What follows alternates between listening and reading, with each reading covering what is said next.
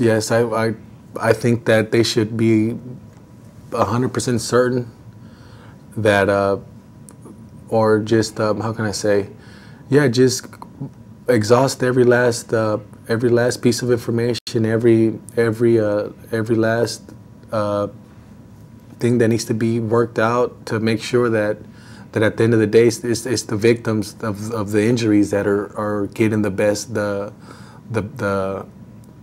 benefit out of everything. Absolutely. I think everybody should realize what's going on with the workman's compensation situation.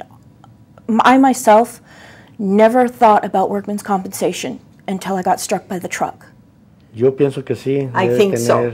Yes. Cada quien, pues, por eso son las legislaturas para poder uno. That's why we have legislature. Pues asistir a cada legislación para poder ver qué es lo que están proponiendo. To see what they are proposing to us. Secondly, it should be open for everybody to participate in. Absolutely, absolutely. How can they make these laws that affect people's everyday lives, especially injured workers, without holding public hearings on it?